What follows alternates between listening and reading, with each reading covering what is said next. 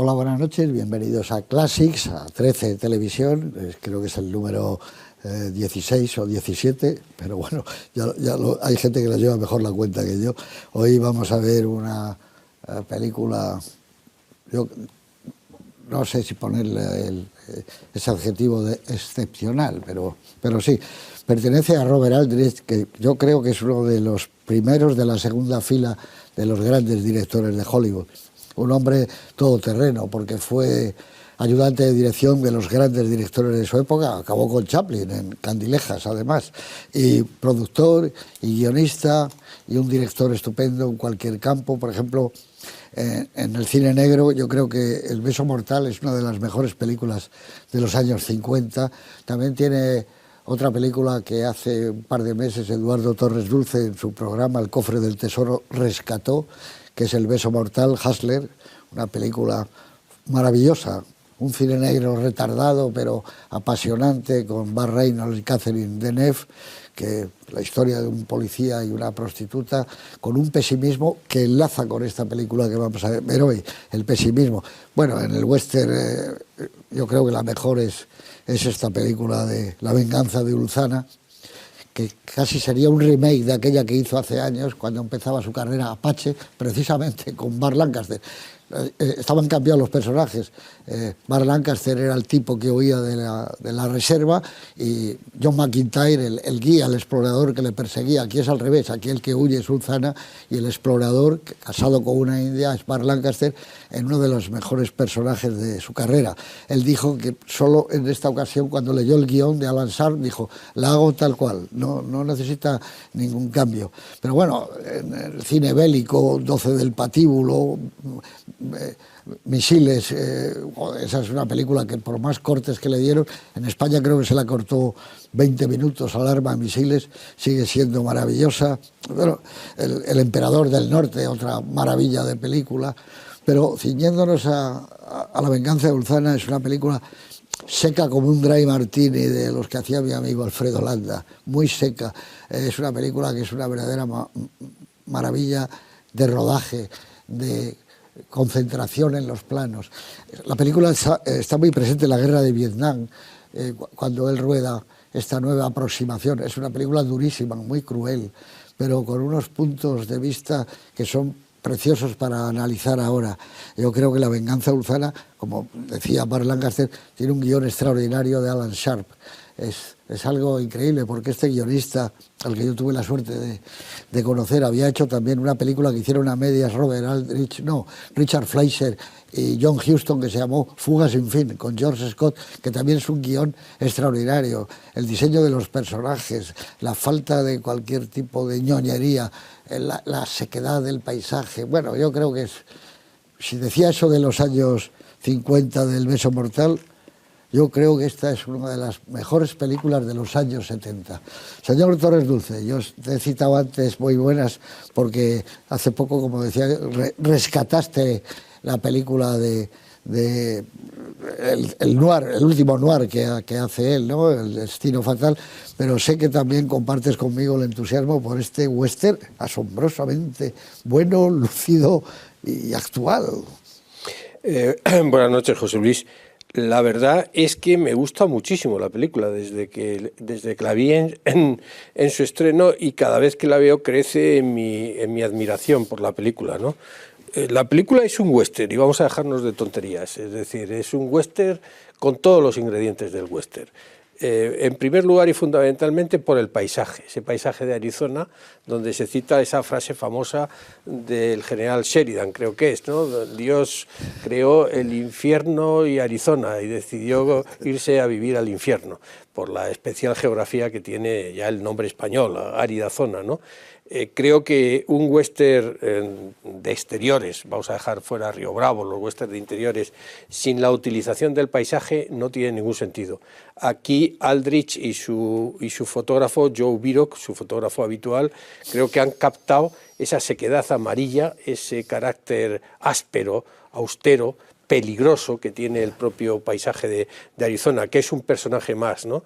En segundo lugar, tiene una de las características que a mí me gustan más en una película y particularmente en western, y es que es un viaje que es a la vez un peregrinaje y un viaje de iniciación, de aprendizaje. El teniente de Wynne, como le dirá al final la película Burt Lancaster, ya aprenderá, se lo dice porque no sabe ni siquiera liar un cigarro, pero va a aprender muchas cosas, como nosotros los espectadores a lo largo del viaje. Va a aprender lo que es la violencia del ser humano, va a aprender lo que es la crueldad, va a aprender también lo que significa ser apache. La palabra apache, que es una traducción del apachu que hicieron los españoles, significa enemigo, porque era la tribu enemiga de todos los enemigos, y muy particularmente los chiricahuas, fueron los últimos al ser realmente reducidos. Es un aprendizaje basado fundamentalmente en 3 enormes personajes, como tú has dicho, muy bien descritos por Alan Sharp. El primero, el teniente de Wynne, el hijo de un pastor, que plantea un tema fascinante, y es ¿qué hacemos con el prójimo? ¿Qué hacemos con la religión cristiana? ¿Hasta dónde llega el poner o no la otra mejilla? ¿Cómo nos enfrentamos a la enorme crueldad, que es una crueldad que nosotros no entendemos, pero que es cultural, ritual? Vamos a ver muchos ritos, muchas culturas por parte de los apaches. Esa frase que yo creo que lleva directamente a Kipling: el este es el este, el oeste, y es muy imposible. Nunca se van a encontrar. Nunca se van a encontrar. El personaje de McIntosh es interpretado por Lancaster, que está soberbio, era coproductor de la película, es extraordinario. Y a mí me gusta muchísimo el personaje de Kenitai, que en un momento determinado dice: yo soy soldado, yo he firmado un contrato, tengo que cumplirlo, pero hará algo por el jefe Ulzana al final. Yo creo que este viaje, que como todos los viajes, como decía Walter Benjamin en ese magnífico ensayo que es El narrador, y recordaba a Fernando Savater en La infancia recuperada, es un viaje de aprendizaje, pero es un viaje moral, donde cambias radicalmente, ¿no? Está el peligro, está la violencia. Bueno, es un western. Después podemos añadirle lo que queráis, claro, pero es un western porque reúne, gracias a Dios y gracias al gordo Aldrich, como le llamaba José Luis Warner, todas las características maravillosas del western. El general, como dices tú, decía que si Dios hubiera hecho el infierno, estaba ahí, pero decían otros, pero estaba pensando en Mojave o en otros desiertos, decía. Carlos Marañón, muy buenas noches. Hola, buenas noches. ¿Qué tal estás? Aquí bien preparado para... vosotros. ¿Qué te parece este western del 72? 50 años, estamos de cumpleaños, ¿no? Lo podemos celebrar. Medio siglo. Lo celebramos, pues abundo en todo lo que dice mi compañero, Eduardo, porque yo creo que es un western, y luego yo creo que podemos sacar que es más cosas todavía, ¿no? Efectivamente es un western en la base, y efectivamente Robert Aldrich, que también creo que es otro director gran desconocido también para las nuevas generaciones, es un cineasta que mete ahí una crítica al poder, que mete ahí una acidez, que mete un humor también. Además siempre está el humor dirigido al ejército. Lo que decías tú entronca un poquito con lo de la guerra del Vietnam, probablemente. Él renegó un poco de sus orígenes de clase alta y de familia completamente republicana, y probablemente abrazó un poco esa causa más... Bueno, no izquierdista, porque en Estados Unidos ya sabemos que eso a lo mejor hay que ponerlo entre comillas, pero sí que más liberal, ¿no?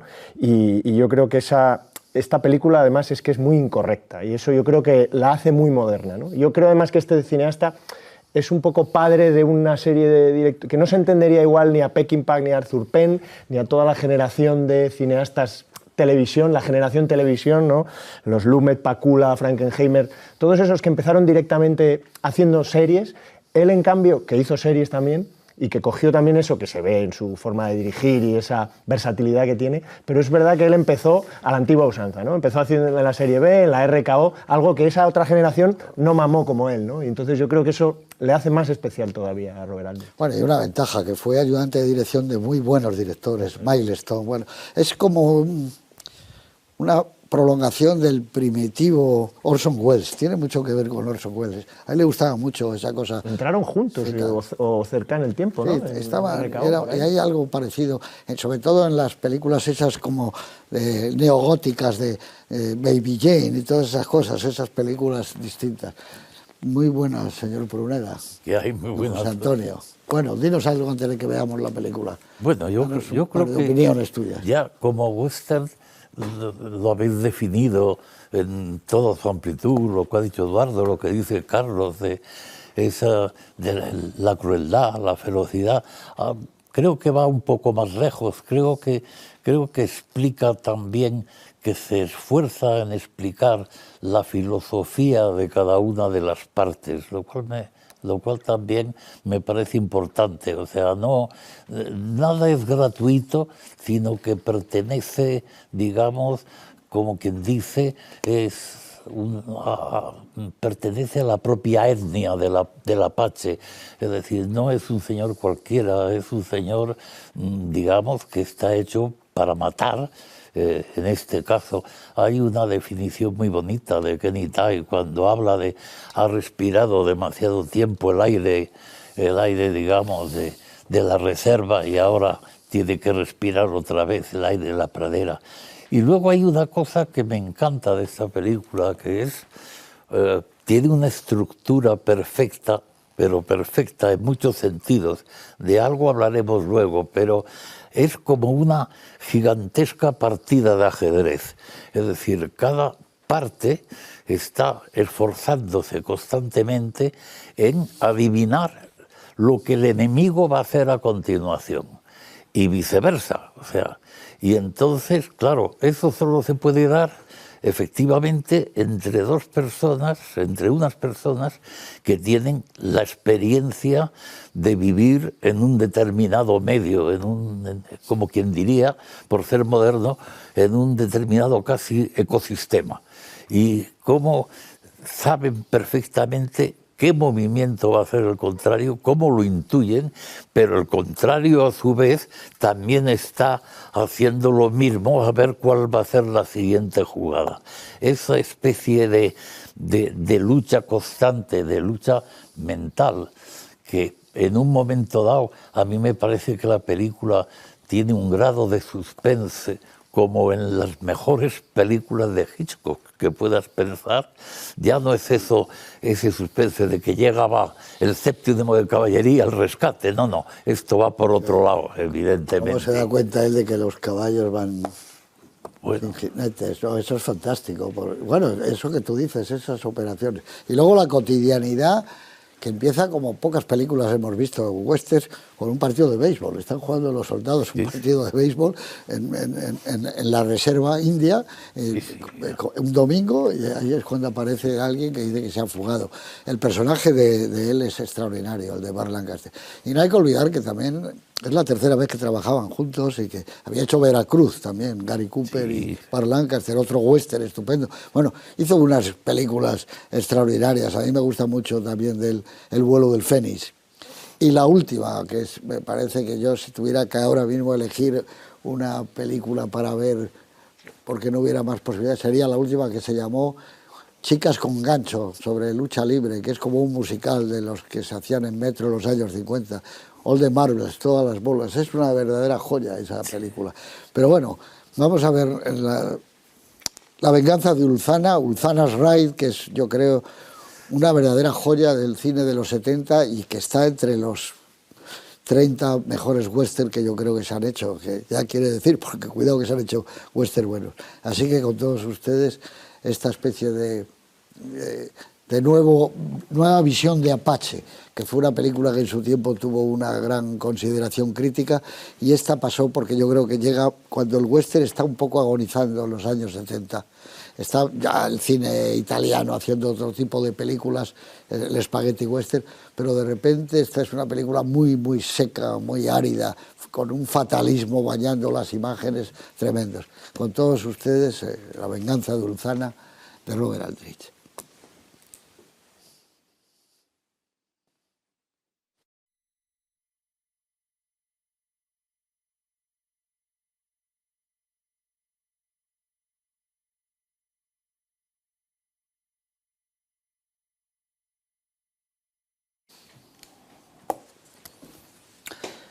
En 1972 se hace esta película, como decía Carlos Marañón, 50 años, medio siglo justo. ¿Qué pasaba entonces por el planeta Tierra? Pues una noticia tremenda para nosotros, porque murió Cristóbal Valenciaga, el modisto español, sin duda alguna uno de los grandes genios de la costura y uno de los, de los que hizo que la moda fuera distinta durante varias etapas y varias décadas. Era un verdadero, uno de los genios españoles del siglo XX.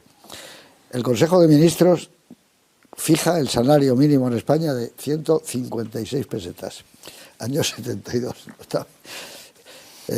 Las películas italianas, el caso Mattei y la clase operaria va el paradiso, la clase obrera, reciben ex aequo la Palma de Oro del Festival de Cannes. Ingresa en la Real Academia Española de Antonio Buero Vallejo, el gran dramaturgo, historia de una escalera, maravillas de ese tipo. El Ajax de Ámsterdam consigue su segunda Copa de Europa de clubs al derrotar al Inter de Milán por 2-0. Era que naturalmente el Ajax de Ámsterdam, de Cruyff y de Kaiser y de todos estos. El español Jimeno gana Roland Garros. Tendría que haber ganado muchos más, como todos los que estuvieron en aquella época en los Kramer Boys, se alejaron de los circuitos, de las competiciones y jugaban entre ellos. Por eso Rod Laver y Jimeno y tantos otros no pudieron engrosar sus historiales, ¿no? Hay un doble triunfo ya de Ángel Nieto en 50 y 125 centímetros, otro de los grandes deportistas nuestros, ¿no? Pero que era realmente otro que llegaría a lo máximo, ¿no? Es una noticia muy curiosa esta. Jesús Zárate, que falleció 5 años antes, en 1967, obtuvo el premio Planeta por su novela La cárcel, que alguien presentó y que ganó el Planeta. Es curioso, ¿eh? Nunca se había dado ese hecho, ¿no? Y el brasileño Emerson Fittipaldi se proclama campeón del mundo en Fórmula 1 y tiene una enorme fama y prestigio. Incluso la gente cuando iba en coche por aquí dice, vamos Fittipaldi. Eso es curioso, tuvo un arraigo fenomenal. Y bueno, vamos a hablar de esta película y de la sequedad que tiene y que, como sabe Eduardo, cuando se estrenó en Estados Unidos, cosas de crueldad que tenía la película y cosas no vistas muy bien políticamente, pues tuvo una versión que luego Burt Lancaster, que era coproductor de alguna manera, hace como tú sabes, una segunda visión, ¿no? En España yo creo que se estrena normal la película no sé, porque tú decías que en algunas no sale todo el arranque, cuando se escapan de San Carlos. A Aldrich no le gustó mucho la decisión de Lancaster, lo que pasa es que este era amigo suyo, le había apoyado extraordinariamente, pero Lancaster hizo una versión para Europa y yo juraría que en España la que vive es la de Aldrich, no la de Lancaster. Pero bueno, no lo sé, después en televisión he visto las dos. En televisión, sí, ¿no? Se distinguen una de otra en la que hemos visto esta noche en 13 de televisión es la que a mí más me gusta, que es la de Aldrich, que empieza con un pregenérico, sí, en la que Ulzana y sus hombres sacan los caballos, claro, en la reserva de San Carlos, el agente sale a la noche a verle y desaparecen. En la de Lancaster se ha suprimido absolutamente eso. En cambio, en la de Lancaster hay algo que aquí queda un poco más suelto, y es que el coronel del regimiento, o el comandante, el mayor del regimiento de Fort Lowell, lo que quiere es que vaya el otro capitán. Lo que pasa es que el capitán no quiere, es muy arriesgado, y alude a que su tío es el subsecretario de Estado, ¿no? Eso, luego por eso, esa ironía cuando le dice al joven teniente, acuérdese usted que le he recomendado para esta misión. Ahí cambia algunas cosas concretamente, la duración es la misma, pero bueno, son dos visiones distintas. De las dos a mí me parece que la que ha puesto 13 Televisión, no porque la haya puesto 13 Televisión, pero es que es la que Robert Aldrich entregó a la producción, a la distribución, que como tú dices tuvo muchos problemas, y en los pases de televisión, incluso en Europa también, se cortó muchos de los efectos de violencia, porque la verdad es que ver a los apaches jugando con un corazón, a los propios militares linchando el cadáver de un indio, bueno, la verdad es que es muy brutal. Es brutal, ¿no? Es de una crueldad realmente tremenda. Brutal. Lo que pasa es que ha dicho José Antonio, y tiene toda la razón del mundo, que la película es muy Preminger, cada uno tiene sus razones, es decir, la visión de Sharp procura que el espectador intente seguir el mismo método de aprendizaje que está el teniente de Wynne a través de las indicaciones de McIntosh, que le da un verdadero, le da un verdadero tratado de moral. Es una cultura dominante contra otra que quiere sobrevivir. Esa es la película, ¿no? Pero lo explica muy bien, es decir, como ha dicho José Antonio, es decir, y lo explica Kenny Tai, es coger fuerza, ese aspecto, vamos a decir, anímico, que está ahí presente, ¿no? Se subraya incluso, es decir, no matan al chico. ¿Por qué? Pues porque no les va a dar fuerza. Un crío joven no da ninguna fuerza, mata a adultos. De todas maneras, es una película sensacional por otro motivo también, y es que en esta, tal y como se desarrolla este viaje que tú decías, los caballos son mucho más importantes que los hombres. Claro, sin duda. Los hombres son sustituibles, vamos a decirlo así, pero los caballos, amigos, los caballos no. De hecho, Ulzama lo que va contando en plena batalla del Cañón del Perro son los caballos que van recuperando, no los indios que puedan estar cayendo, ¿no? O sea, es la importancia, ¿por qué? Pues porque los caballos son los que le van a dar sentido a esta expedición. Eso y el endurecimiento que el ser humano tiene que tener con respecto al paisaje y las condiciones. Es decir, tú no sobrevives si de alguna forma, como han dicho los apaches, aceptas cuál es la geografía, aceptas los peligros de la geografía y las carencias, los caballos, el agua, cuando envenenan el agua tirando o matando al caballo correspondiente, como tú dices, es un juego de estrategia, es un juego de ajedrez que Sharp ha reproducido extraordinariamente. Sharp comentó siempre que él había pensado en Centauros del Desierto, que es su película favorita, y que de alguna forma no la había copiado, pero que la película que tiene de referencia es así. A mí me gusta decir que de igual forma esta película presenta, lo ha dicho José Luis al principio, otro aspecto de los destacamentos de caballería que estaban en la frontera, distintos de la trilogía de John Ford, pero está muy cerca de una película que a mí me gusta mucho de Robert Mulligan, que es La noche de los gigantes, que tiene que ver también, en este caso sería el personaje de McIntosh, que no muere y que de alguna forma va a recoger la esclava blanca, vamos, la cautiva blanca, que es otra vuelta de tuerca de The Searchers. Y últimamente me gustaría citar una película que se cita poco porque es un western moderno, pero que a mí me gusta mucho, que es El Valle del Fugitivo, que es otra película en la que Polanski, muy amigo de Aldrich, intentó explicar lo que sucedía ahí. Yo digo en cuanto al tema. Por eso lo que decías tú, que es un western, fíjate, por esa parte de estrategia y toda esa parte, incluso hacen ese señalamiento de cómo va a ser la operación sobre la tierra, ¿no? Con unos palos y le señala, vamos a ir por el desfiladero, les vamos a atacar, tenemos que ir por aquí, por allí, ¿no? Como cuando en esas sobremesas colocas, hablando de fútbol, colocas las botellas y los vasos.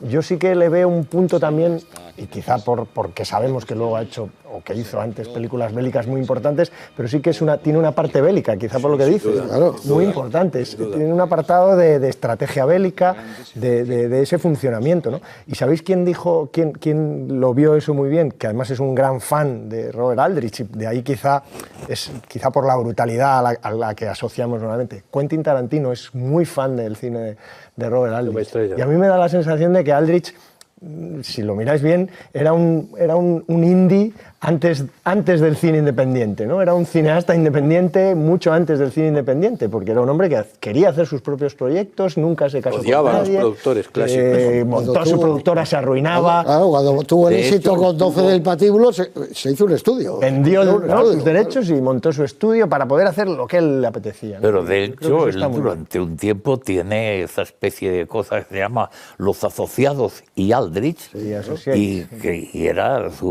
aparentemente era su propia productora, vamos, lo que funcionaba. Pero aquí tú sientes, antes de los indies. Cuando es de noche y están alrededor del fuego, han parado, se tiene miedo, dice, es que pueden aparecer estos de cualquier momento. Y ahí hay una imagen que a mí me impresiona siempre, que es esa mujer violada cuando se va al agua y se quita la sangre. Es como Lady Macbeth. Eso es impresionante ese momento. Eso lo suprimió Lancaster. Eso está aquí en la película. Sí, no, lo que lo suspendió precisamente porque entendía que era de una violencia, lo que tú dices, de una violencia moral. Eso, me quiero quitar el olor, me quiero... No, y se mete y se está quitando la sangre esa mujer. Y hay momentos de una violencia tremenda. Esas cosas que no se pueden olvidar. Aquel soldado que la mata a la mujer y antes de que le llegue ya se ha pegado el tiro. Bueno, es que es un momento tremendo. Es que tiene unos retratos de mujeres aquí que no suelen ser las grandes protagonistas, no de todos los westerns, los de Ford por supuesto sí y tal, muy interesantes. El Lancaster suprimió todo lo de la squaw, la mujer india a la que vemos solo tangencialmente al principio, pero es muy bonito el plano es en el que ella desde la ventana ve partir a su hombre y luego como es la única que está presente, no hay mujeres en ese, prácticamente en ese, como salen los soldados sin ninguna ceremonia, pero ella se queda ahí. Y luego cómo le explica una noche, porque a mí me gustan mucho los western porque hay de día el día es la acción, la noche es para reflexionar, en el vivac de los estos. Y la noche aquí se dicen muchas cosas y él le explica por qué vive con una mujer, qué significado tiene una mujer india, ¿no? En ese mestizaje que tiene alguien que vive pegado al terreno. Y las tres mujeres emigrantes pues son tres reflejos de cómo la violencia se cobraba en las mujeres, las más desprotegidas en el oeste, esas circunstancias, ¿no? Es curioso porque hubo una película entonces en Europa, que era la de Pontecorvo, la película aquella, la batalla de Argel, donde para derrotar el colonialismo utilizan naturalmente el terror y las bombas y tal.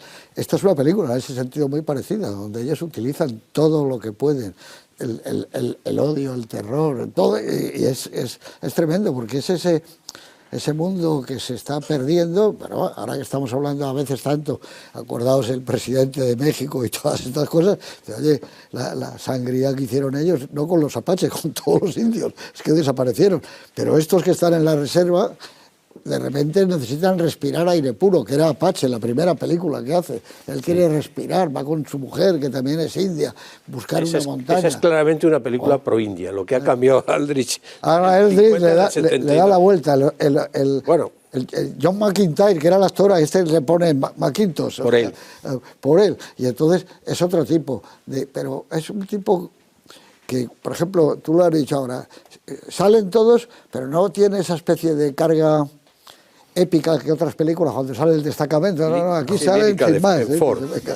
O ves y dices, bueno, que se van, y no hay esa cosa de Ford, que de repente ves esos tipos que miran los contraplanos, la gente, no, estos van a una misión complicada y ya está, y sin más. Y todos son como unos profesionales tremendos. Y luego, claro, el impacto que tiene el hijo del pastor protestante, que es el chico joven, joder, aquel hombre, el granjero, gracias Dios mío, que como un momento. Le han metido hasta el rabo del perro en la boca, es tremendo. Con la corneta, que hila un poco de partes a corneta, casi, ¿no? Te hacen un inserto de la corneta y luego ya directamente pasa a otro plano y dices, uy, no sé qué ha pasado, ¿se habrá salvado? Y luego monta otro plano de la corneta para que el espectador se dé cuenta que eso que ha sonado tiene un significado de añagaza, porque vemos la trompeta de verdad en el destacamento que va ahí. Ahí hay un plano muy bonito por su significado y es en la cabaña de ese emigrante al que tú acabas de aludir, José Luis. Granjero está sentado en la mecedora, esa mecedora de todas las películas del oeste, a la que quería ir el viejo Moses, el Centauros del Desierto, ¿no? Que debe ser sueca esa mecedora, de alguien sueco. Son holandeses, por lo que cuenta la película, ¿no? Sí, pero abre la Biblia que estaba en todos los hogares norteamericanos, porque ahí el árbol genealógico se escribía, eso lo cuenta Faulkner en algunos de esos, se escribía al final, se iban poniendo los nombres, los matrimonios, etcétera. Y entonces está en mitad de la noche en una devastación total de la cabaña, diciendo ese rastro de civilización, de religiosidad, que no entiende el teniente de Wynne, como su padre decía hay que poner la mejilla, debemos de ser buenos con los apaches, y el choque es brutal, ¿no? Incluso en el humor. Es así, ¿no? ¿Y por qué hacer esto? Es humor. ¿Cómo va a ser este humor? Y claro, cada uno tiene un sentido. Y se ríe mucho. Claro, para ellos esto es una historia de humor. Pero es que es curioso porque Tú decías ahora, Carlos, es que hay mucho del cine bélico del Alerta de misiles, Attack, aquella película que hizo todo, y es como una película de guerra. Patíbulo, ¿no? Pero es una película de guerra. Esta, claro. Sí, incluso hay esa, es una guerra. Claro. Incluso hay esa, a mí me pasaba de muchas de estas películas que las vi de crío, esa sensación de que el teniente y sus hombres llegan tarde, ¿no? Como esas películas como Murieron con las botas puestas o Zulú, las películas de Zulú siempre llegaban tarde los británicos después de que los Zulús arrasaran. Tengo la misma sensación al ver ese Esperando a Godot, casi bélico, también me pasa con esta película. Pero fíjate, o sea, no es tanto en eso que acabas tú de decir de que llegan tarde, en el fondo. El McIntosh, hay un hecho fundamental para mí, que es que McIntosh está confundido. McIntosh le echa la bronca al teniente porque piensa que cuando ha oído la trompeta de este grupo que llega, digamos, ya al final, Ulzana se ha ido. Y la verdad es que Ulzana no ha llegado a escapar porque Kenny Tai ha estado esperando, imaginando, justamente se ha adelantado el movimiento y casi como quien dice le está esperando. Y es muy bonito cuando se encuentran los dos, ahí no hay la menor actitud de huir. Y es lo mismo que es el detalle de que en ese momento Kenny Tai lleva una corneta, digamos, que es la que llevaría el hijo de Ulzana, que es la que sirve para engañar a Rukeyser para que piense que ya le van a salvar los señores del ejército y demás, y sale ya lo que no lo ves, pero no hace falta verlo. Dices tú, Eduardo, lo curioso es que después de eso, ya al granjero es un horror lo que le han hecho y tal, pasan la noche allí y McIntosh, Barlangas, tiene la Biblia en la mano, pero no con interés. No, pero la está ojeando. Sí, yo pero creo, no, como diciendo, ¿esto qué significa? No, yo creo... Yo no lo veo mucho Ahí discrepo, querido José. Yo lo que pienso es que él está abrumado, es decir, ve de alguna forma cómo esos emigrantes que han venido a un nuevo país a crear algo, que traen sus cosas, que tenían un futuro, no tienen ningún futuro, o sea, les ha desaparecido, que ni siquiera y la Biblia no significa nada. La impetración que dice, gracias Dios mío, ayúdame, no sé qué, igual que lo dice una de las mujeres emigrantes, etcétera, ¿no? Parece como si Dios estuviera ausente de Arizona en ese momento, ¿no? ¿Cómo es el momento que la mujer le pide por favor que no huya al soldado, y el tipo vuelve, joder, es un profesional, ese soldado vuelve a morir, y le pega el tiro a ella, pega el tiro y él antes de que le puedan hacer algo, saber él... Hay un momento... Es tremenda esa escena. Hay un plano que revela, no sé si estará en el guión de Sharp, pero por lo menos la puesta en escena, porque no lo subraya. Aldrich es un director muy poco subrayón, a mí me parece que la película es ultra clásica en cómo está rodada. Planos medios, planos generales medios, montaje ultra clásico, o sea, estamos además en los años 70 y él tenía una cierta tendencia a utilizar zooms, a utilizar lentes concretamente. Esta es esencial de arriba abajo. Bueno, pues cuando McIntosh está ya casi moribundo, herido debajo de la carreta, vemos cómo la mujer se está mirando en el espejo, es decir, hasta qué grado de enajenación en esa mitad del peligro que podría estar aullando por los indios, no, se está mirando en ese espejo como intentando reconocer a la que ya no es después de esa tragedia enorme que se ha producido con ¿Qué día es hoy? Miércoles. Ese detalle en plano general y al final. ¿No? Eso es un buen diálogo, eso es puro Alan Sharp. Maravilloso, ¿no? Bueno, Alan Sharp es el de La noche se mueve, si no recuerdo mal, el de La noche la película se mueve, de Arthur Penn. Famoso diálogo que hacías el día que mataron a Kennedy. ¿Qué Kennedy? Cualquier Kennedy.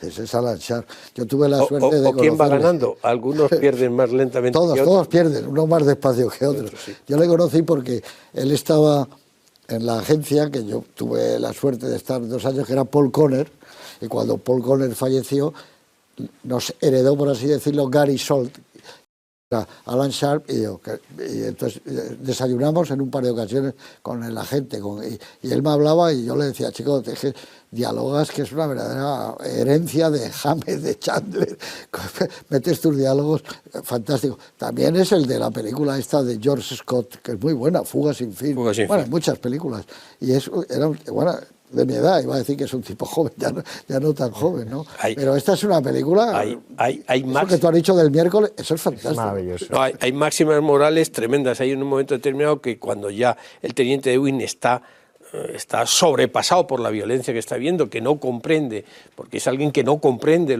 el mundo en el que se está moviendo, McIntosh le dice, le aconsejo que deje a un lado su odio y comience a pensar, como diciendo, es usted un militar, estamos metidos en un follón, olvídese del odio. Hay en algún momento que dice, esto no estamos en un asunto de justicia, ¿no? Esto es otra cosa, esto es una expedición militar, estamos en la guerra, ¿no? Desprotegida, dice, pues no lo piense. Y luego esa referencia a las estrategias que tú dices, el primero que cometa un error va a tener que enterrar a gente. Sí, y efectivamente, claro. El primero que comete un error es Sulzana, después el teniente cuando manda a los dos detrás del indio y pierde a un soldado. Por cierto, el soldado que muere es Richard Farnsworth, que después fue un actor importante en Viaje. Exactamente, llega y en Habana también. Sí. A mí lo que me parece era especialista entonces. De western. Hay un momento de western que es como un cuadro de Remington. Es cuando él poco a poco se va acercando a ellos, estos están dormidos y se despiertan. Y él empieza a coger velocidad y el sombrero se le echa para atrás. Es la imagen de un cazador y cada vez va más rápido el caballo hasta que de repente ¡pum! Baja. Eso es puro Raoul Walsh. Para, la secuencia y apunta y dijo, ese es un momento maravilloso de western. ¿Cómo? Qué bien. Pero, y has citado a Remington, pero hay un cuadro de Remington, siento no haberlo traído aquí, que es los soldados de caballería vivaqueando, que es igual aquí, es igual ese paisaje amarillo de Remington, sin un asomo de una mata ni nada en absoluto, y los hombres vivaqueando en mitad de la nada, ¿no? Cuando están esperando a que regrese el sargento con Miller, ¿no? Sí, pero fíjate... Hay una cosa muy bonita en todo momento, y es que esta gente que vive allí... entendiendo que el teniente es un recién llegado y por lo tanto no está todavía, digamos, metido en esto, es el respeto que de alguna manera se tienen todos ellos. Es decir, hay una manera, por supuesto no significa que estén de acuerdo, pero respetan la integridad o la intención de la otra persona. Es decir, McIntosh no es un señor que odia a los apaches. No. Los toma tal cual son, que es una cosa distinta. No es lo mismo. El propio Ulzana no es un señor que odie. Él tiene necesidad de matar. De hecho, esta es una película donde de manera muy visible se rompe un viejo tabú de las películas del oeste, que es cómo mueren las mujeres, además, y cómo incluso Aldrich te prepara prácticamente esas muertes, simplemente mostrándote casi a nivel de dos pequeños flashes, como un mini extracto de la vida familiar, tanto de los primeros como de los siguientes, en ese sentido. O sea, para que te das cuenta que aquello es una familia, como tú decías, que te parece imposible que allí se pueda vivir en ese terreno, dicho sea de paso. Por eso decía yo al principio, la cotidianidad que tiene la película, que es muy difícil que veas en un western a la guarnición, que es el domingo, y se han montado un partido de béisbol. Bueno, eso es cotidiano. Incluso la presentación del personaje lo hace a través del jeta que les vende la carne, ¿no? Mojada para que pese más, y ese es el momento en el que tú dices, este tío tiene una ética, ¿no? Y esa es la presentación. Y fíjate qué cosa más corriente, ¿no? Dicen, la mitad es mentira y la segunda parte es falsa. Todo lo que cuenta. Pero le deja los puros, todos los puros para ellos, se les pone... Y se llevan, además de los que les ha dejado, se arramblan con toda la versión que tenemos, que ahora eso no pasa en el cine moderno, ¿no? No entendemos nadie nos dice qué es lo que dicen los indios entre sí, porque hablan apache, ¿no? Y no hay traducción. eso también te da, es una forma de inquietarte mucho. A mí eso siempre me ha gustado, ¿no? Esas películas antiguamente en que los alemanes hablaban alemán, pero no te traducían ni te ponían subtítulos. Bueno, en algunas películas de John Ford los apaches hablan español. En las películas, es que hablaban español. Claro, hablan cuando están... El problema, el problema que muchas veces tenían los intérpretes a la hora de llegar a acuerdos, etcétera, los intérpretes militares, es que como no hablan español no entendían, porque para empezar, por lo que cuentan, los apaches no tenían un solo lenguaje, tenían diversos dialectos y no se entendían muy bien unos con otros y utilizaban a veces una jerga para hablar, en la que había palabras en inglés, muchas palabras en español y luego palabras apaches. Claro, eso era un trabalenguas. He visto hace unos días un antepasado de Jerónimo, que hablaba y que estaba... En favor de los españoles, contra los mexicanos. Claro, que decía eso. No, hombre, esta es una película terrible, porque de alguna manera está diciendo... Estos estaban ahí metidos y encerrados sin poder respirar, todos hacinados, les engañaban y aún así decían, joder, echan de menos la carne, que estar por ahí, y las comidas que hacían. Y cuando decía él lo que hace un apache, coge el caballo hasta que lo reviente, luego se lo... Eso está copiado de Centauros del Desierto. Luego se lo come, eso es lo que dice John Wayne, lo mete, lo prende en fuego, se levanta y eso sale de ahí. Eso está ahí. Hay, en cuanto a esa tolerancia que hemos estado hablando, tolerancia, comprensión, más que tolerancia, es intentar comprender lo incomprensible. Eso es. Le dice Burt Lancaster en esa cantidad de máximas morales, una especie de Montaigne embutido en traje de explorador, ¿no? En que le dice, es como odiar al desierto porque no tiene agua. El desierto no se le puede odiar porque no tiene agua sencillamente, no forma parte del elemento del desierto. Y los apaches no pueden ser juzgados con criterios de civilización occidental, de humanismo, de cristianismo. Como dice José Antonio, ellos no odian, ellos actúan conforme con sus reglas, igual que nosotros actuamos conforme con nuestras reglas. Ellos son, directamente son. Claro. Ahora, lo que tiene la película... es de una belleza enorme.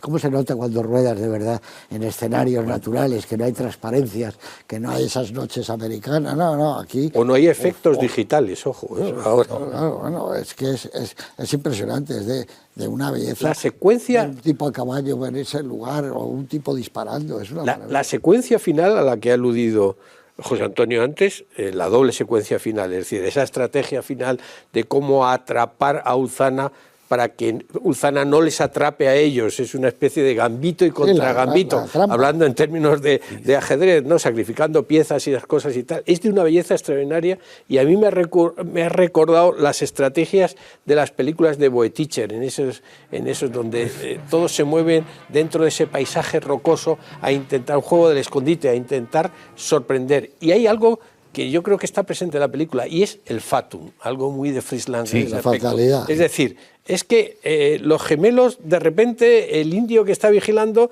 lo coloca frente al sol y hace la señal que obliga de alguna forma al teniente a girar atrás y obliga a esa estrategia del apache para matar para que no llegue a avisar a Ulzana. Lo que dices del destino, aquí el destino es que desde el primer momento, que este teniente aprenda una lección. O sea, este teniente va a aprender lo que Mackintosh, que muere, pues...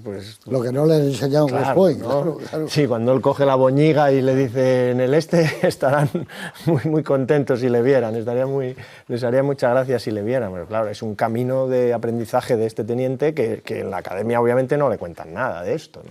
Se metía como productor Burt Lancaster en buenos asuntos, porque es verdad. Luego le copia mucho Kirk Douglas, pero fíjate, Marty la produce él, que gana los Oscars. Se va con Visconti para hacer El gato pardo. Era un tipo que tenía una gran... Bueno, todas las películas que hace son muy buenas. Qué bien envejeció ese actor. Aquí está tienes razón. Probablemente es el actor que mejor ha envejecido. Tremendo. Sí. En físico y en personajes. Hay una película muy parecida a esta que rueda aquí, que es Que viene Valdés, y es parecida a la película de Valdés is Coming, Esa es muy buena, es de este tipo. También es que luego lo hemos visto en pelis de otro estilo, ya Atlantic City o Local Hero, películas en las que tiene todavía un encanto y una fuerza que este hombre, lo comentamos también en otro programa, era un modelo prácticamente, era un bellezón para los hombres, ¿no? Y cómo creció como actor y como... Ahora, estaba aquí mirando ahora la lista de las películas del 65 de Aldrich, y es impresionante. El vuelo del Fénix, 12 del patíbulo, paso a otras que me gustan menos, pero La banda de los Grissom, que es una versión de Santuario de Faulkner, que está también de una violencia increíble. ¿Tienes ahí El emperador del norte? El emperador del norte.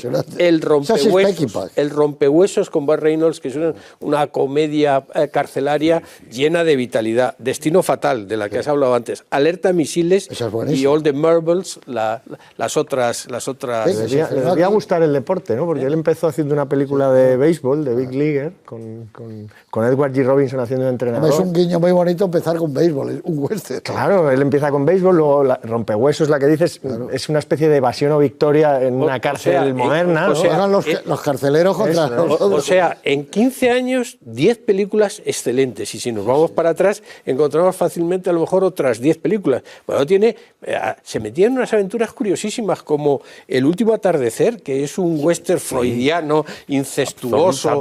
Absolutamente freudiano.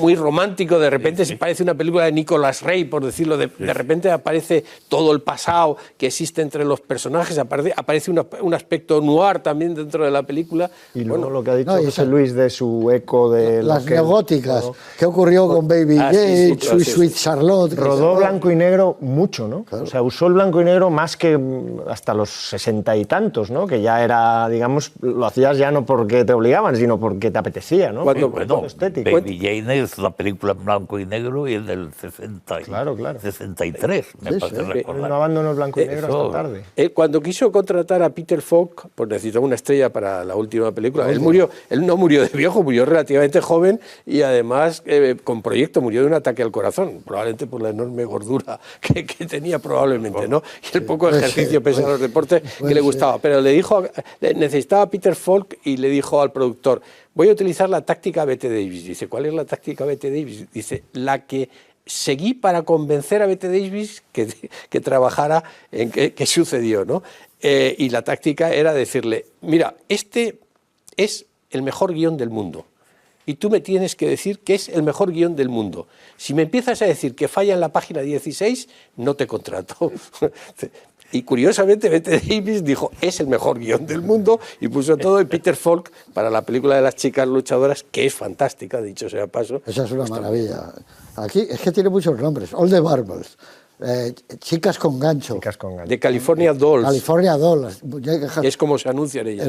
Por así decirlo, el último acto que es el combate, las dos chicas, del 2 contra 2. $1 Million Baby, un poco, ¿eh? Bueno, en ese aspecto, ese combate final donde te juegas todo. No, pero es que eso es de alegría, como el público se va animando y empieza a animarlas a ellas, y es como musical. Eso contaba una de las chicas, que cuando salieron a rodarlo no les dijo nada a Aldrich y se encontraron con 2.500 extras ahí. Pero dice, es que empezó el combate, empezaron a gritar, dice, y yo me olvidé del personaje, dice, hombre, no quería matar a la otra, dice, pero entré totalmente en la situación. O sea, logró crear una situación. Y es como un antecedente de estas películas de carretera que hemos visto. Sí, pero una road movie. Van en un coche verde muy feo y paran en los lugares esos para tomar café, él con las chicas, hoteluchos, y él les va diciendo, vamos a buscar, y él les habla de vosotras sois actrices. ¿Cómo actrices? Dice, sí, igual que las cantantes de ópera, sois como la Callas y tal, porque actuáis. Y es una maravilla como el tipo las va metiendo en ese mundo para hacer el campeonato de Estados Unidos de lucha del 2 contra 2. Qué maravilla es esa película. Pero insisto, tiene el ritmo de los musicales, es como Cantando bajo la lluvia, como una de estas. Al final tú te ves como que estás aplaudiendo también. Es una alegría de vivir, fíjate tú que es. Pero luego después se ha hecho una película y una serie de lucha libre de chicas también, me parece, basada en esta historia que tiene él. Pero bueno, y la que tú citabas también, El destino fatal, esa sí que tiene fatalismo, nunca mejor dicho, y negra como es de los noir más existencialistas en el sentido sartriano que puede existir. O sea, no hay salida para un amor. De todo, por encima de todo es un director implacable en cierta medida, o sea, no se permite, es una película, la de hoy, que prácticamente dices, ¿hay algún toque en algún momento de humor?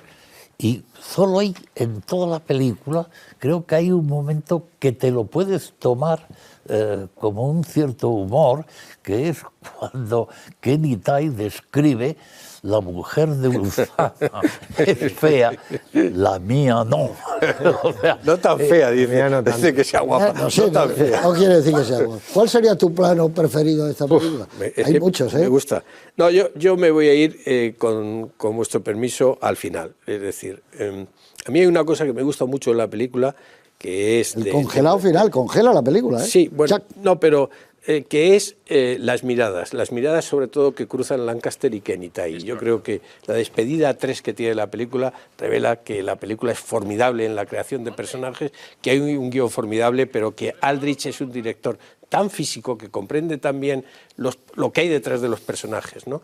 Y hay un momento determinado en que el teniente se excusa y le dice una cosa extraordinariamente hermosa y vital, ¿no? La última enseñanza, la penúltima enseñanza que le dice, usted tomó una decisión y debe de asumirla. Y dice, nadie somos perfectos, ¿no? en esa concepción. Y luego hay dos gestos, es la mirada que le envía Kenny Tai a Lancaster despidiéndose, con un pequeño gesto, y luego hay algo que implica que el teniente ha empezado a comprender, y es que saluda militarmente a Kenny Tai antes de irse. Sí, ha empezado a comprender el respeto y la comprensión. ¿Y tu plano, Carlos? Bueno, a mí me gusta mucho el momento en el que el niño va a salvar el dedo de su madre, pero yo me quedaría con, os comentaba antes, la escena de la corneta, de ese colono que luego aparece asesinado. Hay un momento, me parece de una fuerza cinematográfica muy potente, esa mirilla de la puerta en la que él coloca el revólver por ahí. Me parece que eso aguanta fenomenal, que es una idea estupenda, porque luego es por ahí por donde va a entrar el fuego, que acaba siendo el principio de su fin, ¿no? Hay una película que se llamaba Los que no perdonan, que también era Barrancas, y también tenía eso, les atacan y les tiran el fuego por arriba. Y lo del tejado. Y lo del tejado. Pues, bueno, ¿cuál es tu momento? Pues yo creo que es casi obvio, o sea, no sé. A mí me parece que la muerte de Ulzama, que no vemos, el encuentro de Kenny Tai y Ulzama. Cuando se encuentran, Ulzama sabe que está muerto. Y entonces el otro Kenny Tai deja caer la corneta al suelo, tiran los rifles, los dos, y demás, y Ulzama se arrodilla y empieza un canto de muerte. Prácticamente el Kenny Tai llega, se pone por detrás, se corta el plano. Luego solamente vas a oír un disparo. Y no sé si el McIntosh dice, es Kenny Tai. Y con eso te has un contado. Funeral, A partir de ahí ya sabes cómo ha terminado. Sí. A mí me gustan muchos planos. Ese que digo de que va cada vez a mayor velocidad a caballo y de repente para en seco, se arrodilla, coge y dispara. Ese es un momento maravilloso. Pero os comentaba antes ese, no sé por qué me suena a shakespeariano total, esa mujer que de repente, en medio de 8 o 10 que la están viendo, va a lavarse, a quitarse la sangre, se limpia los muslos, y estos mirando de eso. Es un plano que se sale un poco del western, se sale un poco sí. Es algo tremendo ese plano. Sin piedad. Sí, es un plano, ¿verdad? Asombroso. Pero este es un juego como de piezas de ajedrez, volviendo al ajedrez, sí, claro. Pero que tienen que coincidir en el tiempo y en el espacio, claro. de alguna Él sabe que manera. están dando la vuelta. Son las dos cosas. Él sabe que le están dando... Él se da cuenta de que esos caballos van sin jinete. Hay un plano divino, que hay una pared de roca y ves a Kenny Tai por un lado y a otro indio por el lado de la roca sin verse, y sabes positivamente cómo se van a encontrar. Y ahí Kenny Tai no usa el rifle, usa el cuchillo, simplemente, vamos. Me parece de sacar partido del lugar, digamos, donde está rodando, pocas veces Me como en gustaban esta mucho película. esas rocas escarpadas, ¿eh? En Apache hay un momento cuando se escapa Burt Lancaster en Apache, están el séptimo de caballería como en un teatro, ¿no? En una especie de anfiteatro. Esa especie de desfiladeros son impresionantes. Hay uno parecido en Los Profesionales, que tú has citado. Sí. Es Sí, parecido. sí. Este es formidable, de casi un poquito anterior, debe ser el 65. Son los que buscaban o en del Almería, 66. claro. Ese tipo de recodos. Y en luego lo que tú Almería. dices de la cotidianidad, esa familia que tiene un hogar ya totalmente organizado, el perro, las comidas, la hortaliza, etcétera, y el orgullo del colono que dice, no, yo no me voy de aquí, Claro, claro. porque es que yo estoy aquí, me voy a quedar aquí aunque me Me cueste ha costado la vida. mucho trabajo esto, Claro. ¿no? Para irme. Pero bueno, eso es evidente. Pero eso está en muchas películas, los colonos, el trabajo, la tierra. Shane es eso.